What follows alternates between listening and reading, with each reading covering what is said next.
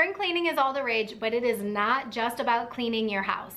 It is also good for cleaning up your bedtime routines and schedules and all things sleep for your baby and toddler. Once the dust settles with daylight savings and potentially you might be dealing with a later bedtime, skipped naps, or just completely off schedule, now is a good time to revisit all of your routines and see what needs to get a little bit tightened up before the summer months. Let's talk about 5 different things that you can fix during this spring cleaning when it comes to your child's sleep. Number 1, I briefly already touched on, is your child's schedule. This is the part where if your schedule got thrown off due to daylight savings, now is the time to just make sure that your child's wake windows are appropriate, their bedtime is appropriate, they're sleeping through the night and waking up at a decent time in the morning.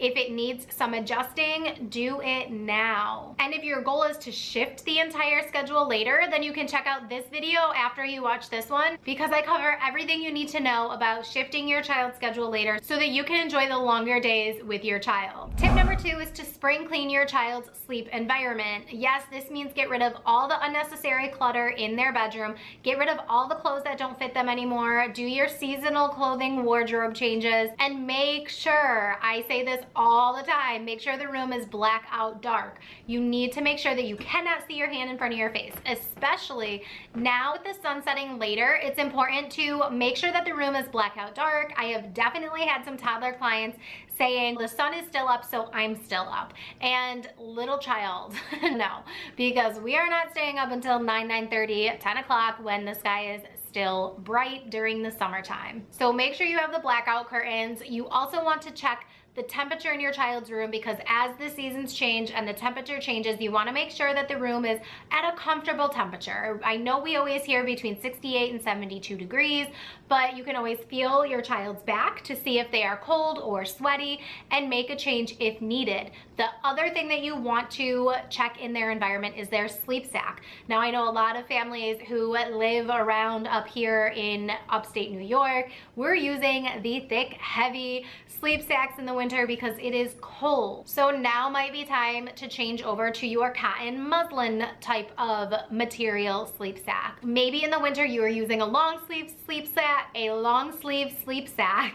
and in the summer you might want to change to a sleeveless sleep sack. So you want to make sure that you have several of whatever kind of sleep sack you're using in the event that your child soaks through a diaper or maybe gets sick or whatever might happen during the night. You want to make sure you have more than one of the sleep sacks that you prefer. Item number 3 to spring clean is your child's sleep associations. So spring cleaning, we are getting rid of any negative sleep associations that you don't want to sustain over the summer. So let's say, for example, you are rocking and feeding your child to sleep and it's taking 45 minutes to an hour every single night just to get your kid to sleep, and then they're waking up frequently through the night just for you to have to go do those things again.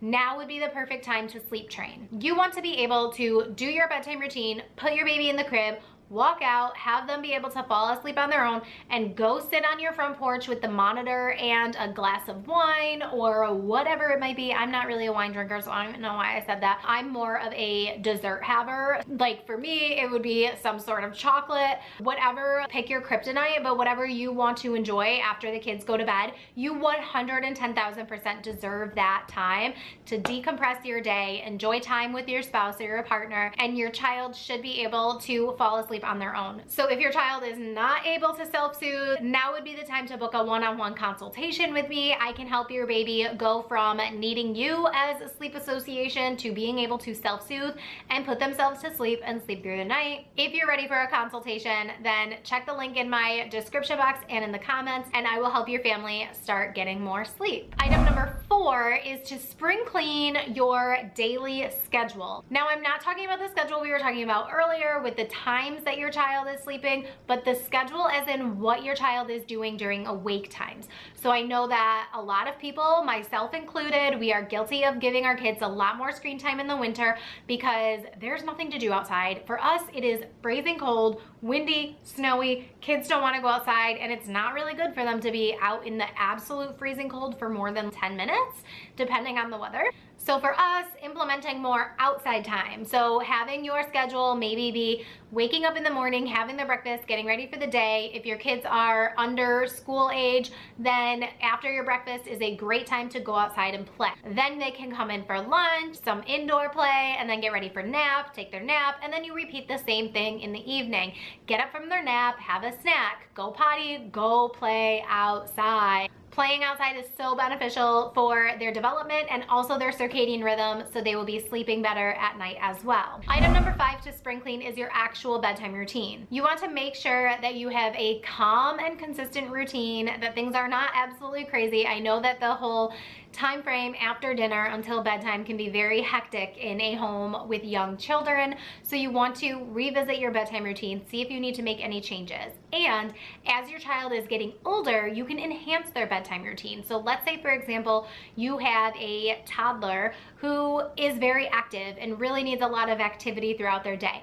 You can add onto their bedtime routine maybe some bedtime yoga or some music and movement before bed. You want to add something that is going to help calm their body down, get the energy out, but not rile them up. If you have a younger baby and previously your routine was just change the diaper, get them in pajamas, feed them, and put them to bed, now is the time where your baby is getting older. You can add some songs, you can add a lotion massage, you can read some board books, anything that you can do to add to the routine to make it more calming, trigger your baby's production of melatonin, and help them fall into sleep patterns very quickly and easily and calmly will be very helpful this spring. Don't forget, if your child's sleep is already chaotic and they're just not sleeping no matter what you do, it's time for a one-on-one consultation where I can do a full deep dive assessment into your child's sleep habits, routines, and what their actual sleep needs are, customize a sleep plan for you guys, and you'll have a full 2 weeks of unlimited access to me for text message support and phone calls. I am literally there with you every step of the way. I hope you enjoyed this video and